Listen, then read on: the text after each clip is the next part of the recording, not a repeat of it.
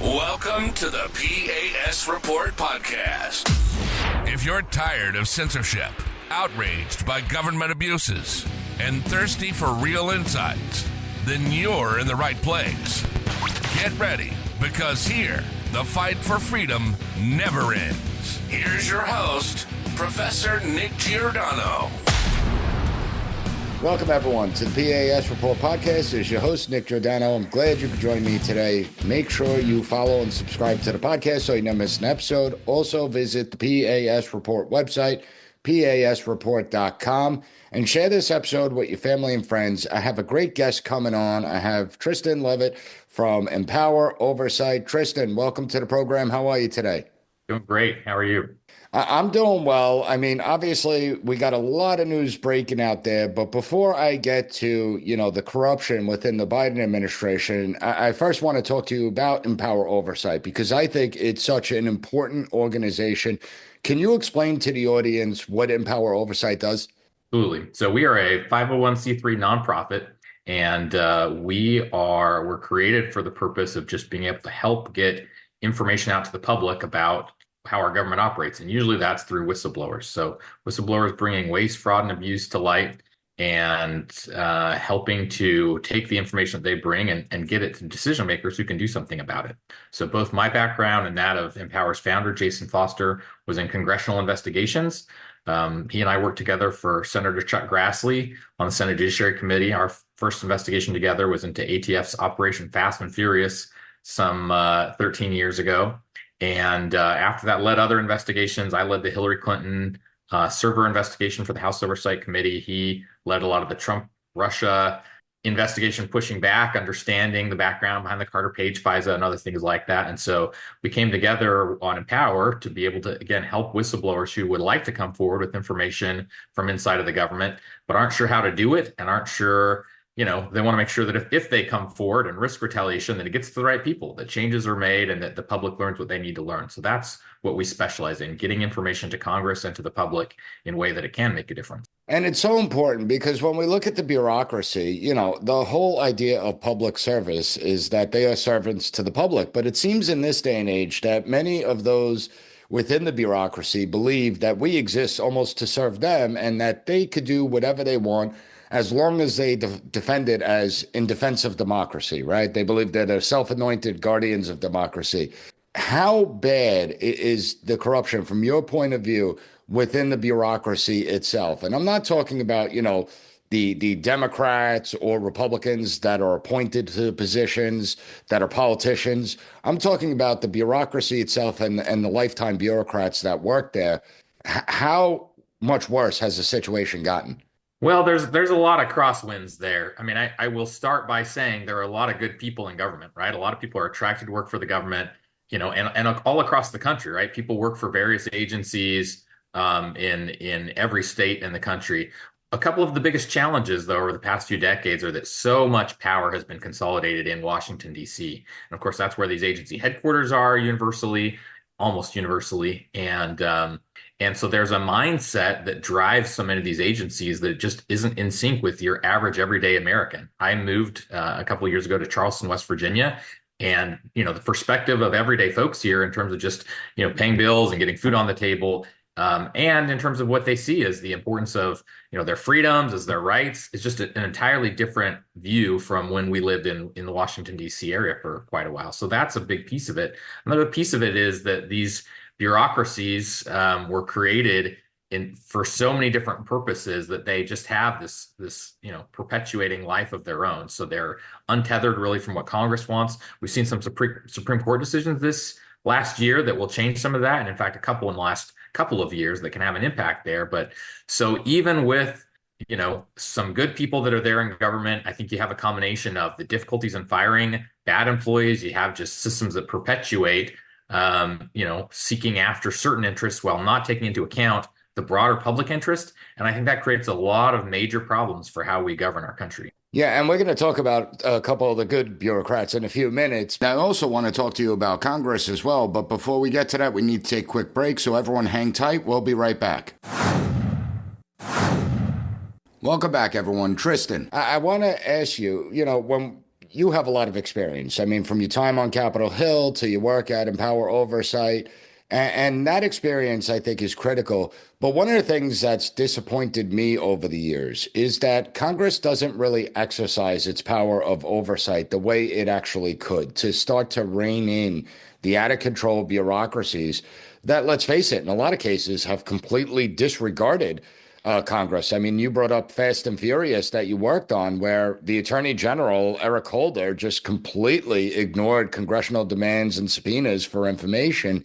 Are you disappointed that Congress isn't more forceful when it comes to oversight? I would certainly like to see more forcefulness with oversight. One of the real ironies of Operation Fast and Furious is that it set off somewhat of a chain reaction. And the upshot of that, there were these subpoenas. Those were issued by Chairman Darrell Issa on the House Oversight Committee, which was where I moved to that committee from Senator Grassley's office.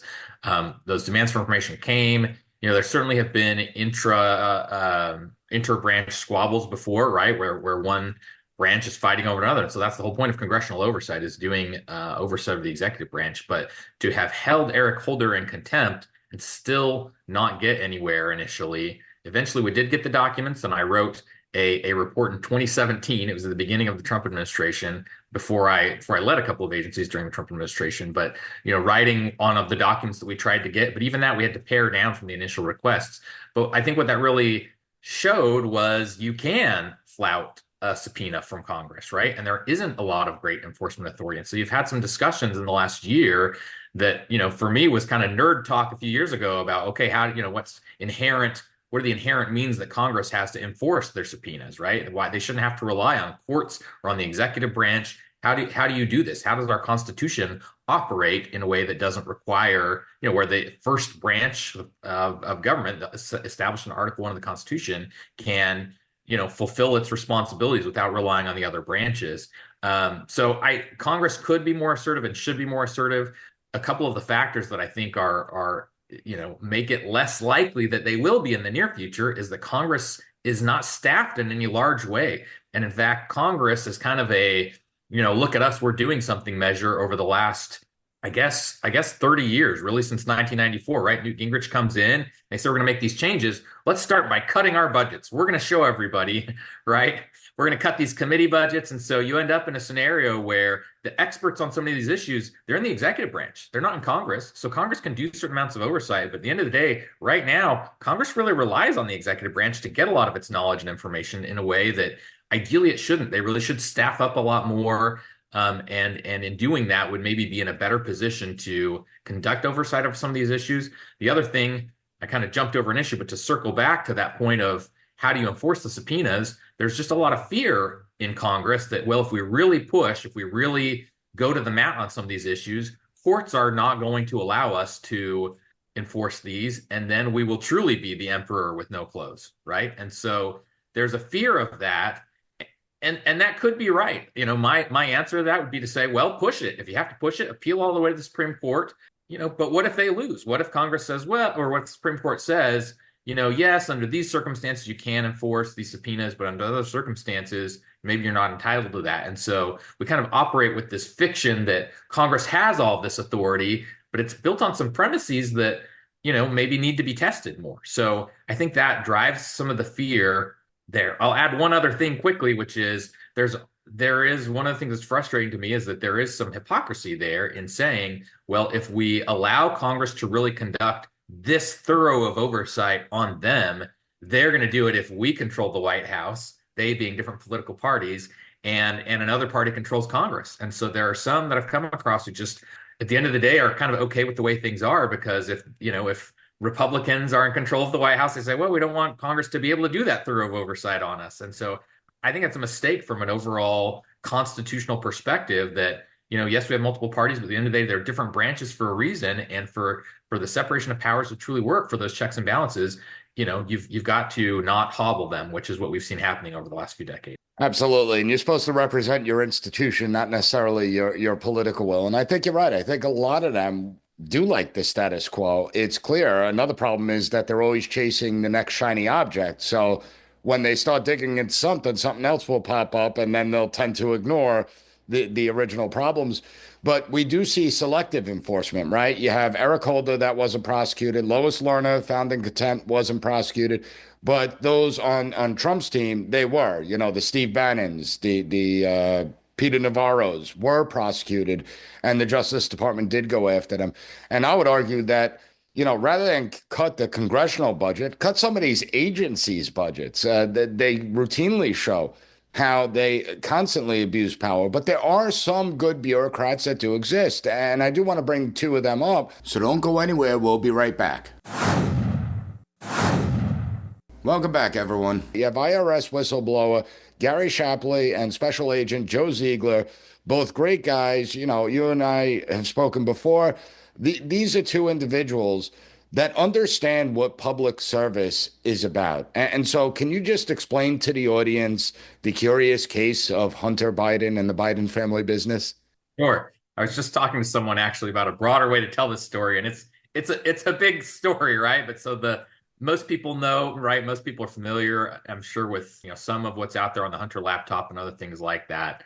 And the obvious thumbnail there is that dating back to Joe Biden's vice presidency under President Obama, Hunter Biden quickly got in. He had gone from really, a lobbyist, and before that, an attorney that, wasn't all that successful, but he capitalized on his dad's name.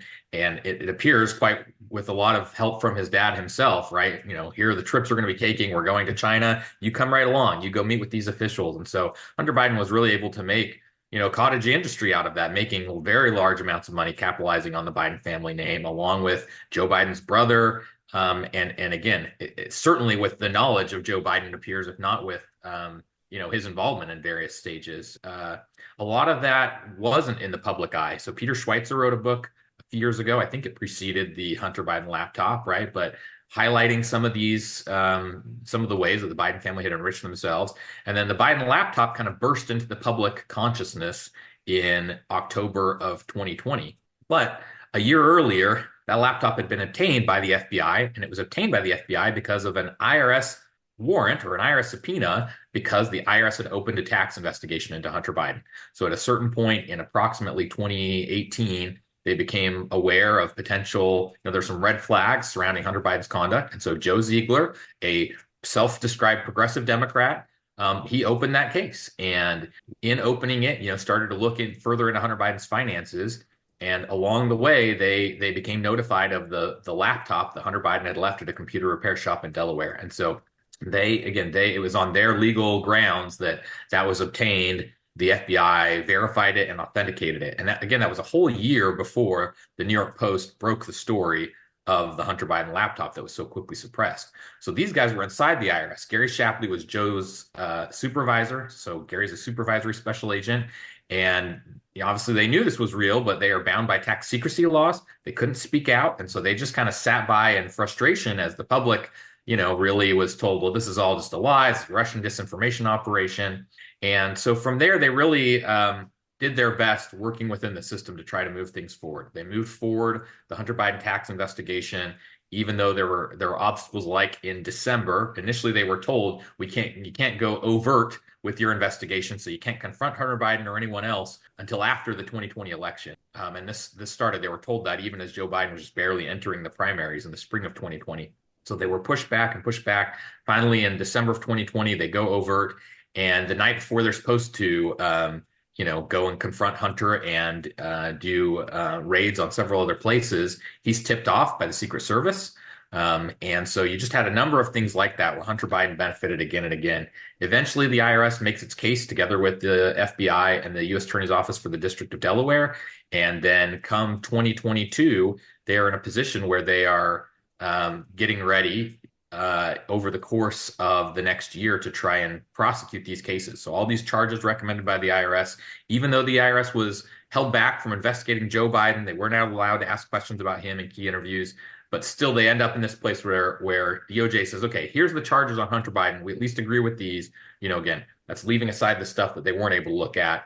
But when it came down to it, the U.S. Attorney's Office in Delaware didn't have the authority to charge in the places where they needed to. So the key tax years were 2014 and 2015 in the District of Columbia. And then at the end of the Obama administration, Hunter Biden moved to California. And so from then on, it's these California was the venue where the tax charges had to be brought. And again, the IRS had identified felonies for each of those years, willful evasion of the taxes. Hunter Biden lied on tax return forms, even when he was sober, according to his own memoirs. And so they have these charges, but the U.S. attorneys in California and in D.C., both appointed by Joe Biden, rejected the case and said, well, we don't want to bring it. And U.S. Attorney David Weiss didn't have the authority in Delaware to do it on his own. And so learning that from David Weiss was really what Gary Shapley has called his red line moment. The time he realized we've worked through the system all along. You held us back in all these ways, but now you're telling us this case is going to die. The DC charges, you're going to just allow the statute of limitations to expire because the DC U.S. attorney isn't interested in this case. And that goes to the conflicts of interest with Eric Holder. The DC U.S. attorney chose not to to convene a grand jury for that contempt referral. And so in that case, that's when Gary Shapley decided to come forward. So we worked with him from the outset. He went to a lawyer that he already knew that had been in the Justice Department, Mark Lytle. Mark said, I don't know anything about going to Congress or about whistleblower protections. So he came to Empower Oversight, and we helped Gary to prepare his disclosures to Congress. There's a very specific process to go through. Only certain committees in the House, it's the House Ways and Means Committee, has the authority to hear that special taxpayer information that is made private by the law. So we had to get approval from them. I had to get clearance to be able to even hear the extent of Gary's disclosures. First, we had to go to the committee and say, we need to represent him. We have a general idea, but we need this authorization. And then he came forward. And as he did, Joe Ziegler, seeing how the Justice Department responded by taking them off the case, by immediately retaliating against them, that pushed Joe also to blowing the whistle. So the public really had this come to light, in the end of the summer of 2023, the end of June 2023. DOJ, to try and get out ahead of it, announced a plea agreement for Hunter Biden. Just 2 days later, as expected, the Ways and Means Committee voted to release this blockbuster whistleblower information. And the rest has been in the public eye since. What the IRS whistleblowers released was instrumental in Judge Mary Ellen Noriega in Delaware rejecting the plea agreement, saying, I'm seeing a lot of this information here not accounted for in this plea agreement. It seems to grant more sweeping immunity than I'm allowed to. So she rejected that. And after DOJ really, kind of painting the whistleblowers as just disgruntled and making something up, certainly Hunter Biden's attorneys did that. Ultimately, DOJ charged with the exact same charges these guys recommended. Hunter Biden pled guilty and, of course, now has received a pardon dating all the way back to January 1st of 2014 for any criminal acts he has committed that we know, that he may have committed that we don't know about. The most sweeping pardon in American history. But again, we wouldn't have been in this situation were it not for the IRS whistleblowers, because otherwise Hunter Biden never would have been charged. This would have just died a quiet death at DOJ, and the public never would have been the wiser. And it sounds like that was the intent, right? I mean, the whole time they were handcuffed, and the investigation was slow walked to allow the statute of limitations to expire. But I want to talk to you about the reaction from within the bureaucracy. So everyone, hang tight. We'll be right back. Welcome back, everyone. So, Tristan, what has been the reaction within the bureaucracy towards Supervisory Special Agent Gary Shapley and Special Agent Joseph Ziegler? What have they faced since coming out publicly? There's certainly been a lot of retaliation, and some of it has been, in ways that the law can try to address, and others have just been in subtle ways that the law can't really do anything about. So, from the time that Gary Shapley first confronted U.S. Attorney David Weiss. That happened in October of 2022. And after that, Weiss suddenly realized that he had a problem on his hands. And so he started asking the IRS for all of Gary Shapley's emails and communications about the case, claiming it was for discovery. Usually a supervisor's communications would not be provided to DOJ as part of discovery because they're not going to be a witness in any trial ultimately. So right from that fall and winter of 2022, David Weiss was really leaning on the IRS. And in December of that year, Gary Shapley applied for a position for which he was the clear favorite. He helped stand up this international tax group where we cooperate with 5 other nations. And that J5, as they call it, helps to encourage tax compliance in all these countries. So those tax investigations, because Gary leads the crack team on that. Joe is a member of that crack team, the A team when it comes to international tax investigations. So Gary should have been a shoo-in for the position, But after David Weiss is really leaning on the IRS, saying this guy's a problem, he gets passed over for that promotion. They secretly decide to take him off the case at Weiss's urging, even though they didn't tell the whistleblowers about it until May, after they had come forward. Um, Although, Gary and Joe, I think we'll ask the question was, did they really decide then or did they decide later when it was public? But either way, it's bad, right? Either way, it was retaliation for them, raising concerns about these things. And so to this day, he's been passed over for multiple promotions. Gary has. Both he and Joe are just treated differently, right? No one, just in subtle ways, right? They again used to be high rising in their careers, and now they're just kind of small blocks put at every step for their cases. Some of their key cases, the IRS basically told them to shut down, which is, really ironic given how much this administration is focused on getting tax compliance from, high worth individuals. But they said, no, no, no. In this case, at one point, this is one of their cases they were told is the future of IRS criminal investigations. Then after they came forward, they said, well, actually, we think we're not going to do this case anymore, leaving one U.S. attorney's office in a different part of the country to say, what happened? We were all ready to go on this case. We think it's a great case. So these are just a number of the ways that the government has retaliated. And of course, Abby Lowell and Hunter Biden have retaliated as well by claiming these guys broke the law. They filed a lawsuit against the IRS. And the whole crux of the lawsuit was that the two IRS whistleblowers and also myself and my co-counsel, Mark Lytle, that we violated those taxpayer secrecy laws. We were extremely careful in coming forward. And that's the whole reason Gary got counsel. Same with Joe Ziegler, who has separate counsel. And so we are now helping to represent both of them in a defamation lawsuit against Abby Lowell, Hunter Biden's attorney. And we wouldn't be in this situation. Again, Hunter Biden is now out of legal peril. He's been pardoned, but he's still creating problems for these guys by, having this lawsuit against the IRS and claiming they broke the law. And even with a change in administration, even if there are different folks in the White House, different folks in DOJ, this case is now in front of a judge. We think eventually they will be vindicated, but again, it will take quite some time to go through all of that. Again, we are trying to provide the legal counsel for them, but this is an expensive process, and they're not even able to speak up in that case because the suit is against the IRS. Even though it's claiming that they broke the law, the IRS is the one that's supposed to defend them. DOJ is supposed to defend them. DOJ from the outset, that's who they blew the whistle on. Same with the IRS. And early on, DOJ didn't file any motion to dismiss like you normally would. So they've really kind of taken a dive to some extent early on in that case. And even down the line now, a new DOJ staffing can come in and argue, this never, clearly they didn't break the law, but this should have been dismissed way back at the outset of the case. And DOJ didn't even move to do that. So that's part of why we filed the defamation lawsuit against Abby Lowell, is to give these guys a voice somewhere so that they can make the arguments that they're not allowed to make. We tried to intervene in that other case, and the judge did not allow us to do so. So that's part of why we have this focus in this other case. These guys deserve to have their reputations defended, and defendwhistlblowers.com is a place that we are raising money to do that, because we can't. I'm not a defamation lawyer. Again, we know the retaliation law, we know going to Congress, but this is an area where that retaliation is extended because the Bidens are such a high profile family. The attacks against these guys have expanded well beyond what you normally see with whistleblower retaliation, to where probably half the country thinks these guys broke the law, and that's just wrong. They did not do so, and so we really hope to vindicate them with this defamation lawsuit. Yeah, and I think this is why Empower Oversight is so important, because it's not just about these two IRS agents. It's about all bureaucrats that see abuses of power, and then they have to wonder, if I speak out, is my life and livelihood going to be destroyed, right? Because we see the same thing with the FBI. We see whistleblowers that came out against the FBI, their lives were destroyed. And it's really a shame when you have, like, Hunter Biden, and all that he's done, crack, hookers, making tons of money off the backs of taxpayers, kicking up to the big guy and everything. And then you have two legitimate people that are doing the right thing, that are actually doing public service, are the ones that are demonized as the bad guy. What kind of message does it send, and how much institutional damage is done when you have the IRS or the FBI sit there and retaliate against whistleblowers who are doing the right thing?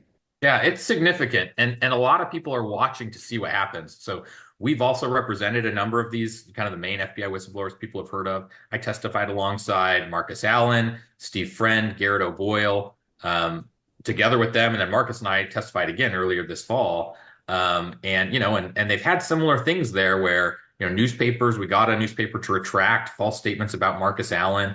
But again, when you go up against a family as big as the Bidens, it also emboldens those within these agencies, and it emboldens others. And so that allowing this retaliation to go on, again, not just in the agency, but also from the Bidens themselves to go unchallenged, I think really does scare future whistleblowers from coming forward. They say, why would I do this? Why would I put stick my neck out and put my career on the line? And so that's what we hope to really vindicate, is not just these two individuals, but all future potential whistleblowers who can help. That's how you drain the swamp. That's how you identify the problems in the government, right? Is through these people on the inside who, again, many of them are very dedicated civil servants, public servants who went to work for the government because they want to do good, right? And law enforcement, so many of our federal law enforcement officers are good, salt of the earth people who are there to help protect America, who swore an oath to the Constitution and absolutely believe in that.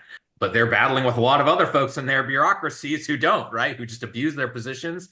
And so we need to support the good guys, and supporting whistleblower protections, fighting against retaliation. And again, in this case, even fighting against the defamation against Gary and Joe and others like them, is how you do that. And that fund that we established at defendwhistlblowers.com, it's just a Give, Send, Go page. If you're familiar with them, kind of a faith-based alternative to GoFundMe. This is about that, not just for these guys, but for future whistleblowers who are defamed, so that whistleblowers will know that it's not just the legal remedies and the law that say, okay, well, you're not going to be fired necessarily, but also, this is a way we can try and make sure that their reputations are also protected. Yeah, and I think it's really important what you're doing, because you want people to speak up. Transparency is the only way that you bring accountability to the system and actually begin to clean it out. So last question for you. What are your hopes with the incoming administration as far as the bureaucracy goes and accountability? Not policy per se, but as far as what do you hope they do to try and rein in the out of control bureaucracy? Those are really good questions, and a lot of discussion has been had as to how you best go about it, right? But as an initial matter, I think a very important first step is for individuals in these agencies to ensure that the retaliation is undone. So, for instance, some of our FBI whistleblowers, their clearances should be reinstated. People that you've heard of, like Garrett O'Boyle, people you might not have heard of, like Mike Zummer, who works with Empower Oversight. These are people whose clearances were wrongly suspended or revoked for just doing the right thing, which is what we want them to do as taxpayers. So, Kash Patel, if he is able to head the FBI, he can restore clearances. Same with whoever heads the IRS, other agencies that we have worked with whistleblowers in. I think beyond that, going to find the people inside the agency who know where the problems are is what I would recommend. Go to the whistleblowers, go to the people who are still there, right, and say, hey, I'm open to hear these things, these problems. I think one of the challenges that people have, that I noticed when I worked on the Hill, was people coming in to take over an agency felt this ownership for everything that had happened there. Right. And so suddenly, if during a Trump administration, a whistleblower comes and suddenly a cabinet secretary says, oh, no, we got to shut this person up, and you say, well, they're the ones that are going to help you find this. Right. And so trying to encourage incoming people, look, you're not responsible necessarily for what happens 5 levels underneath you in this agency. Listen to those people and use them to help you root out the problems. So I hope an incoming administration will do that. I hope that they will listen to the whistleblowers, find the problems, and try and address those, even if sometimes it's hard to fix those problems. And it can be hard to hear criticisms of your own activity. I led a couple of agencies during the first Trump administration, 2 independent agencies, but those were places where there had been problems in the past also. Just being able to say, hey, I'm willing to make these changes, even if it involves doing things differently than how we do now. I think people appreciate that, and that encourages an environment where people are willing to come forward. But they have to.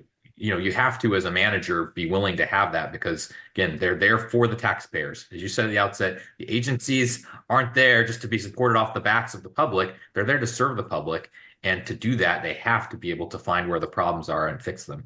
Absolutely. And hopefully it starts getting cleaned up. So everyone needs to check out Empower Oversight. I'll have the links up at the P.A.S. report. I encourage everyone to help out the special agent, Gary Shapley, and Joseph Ziegler, help them out going through a difficult time being attacked. We'll have the link up to the Give, Send, Go as well. Tristan, pleasure to talk to you. I really enjoyed the conversation. Thank you so much. Really appreciate you having me, Nick. Thank you for listening to the P.A.S. Report.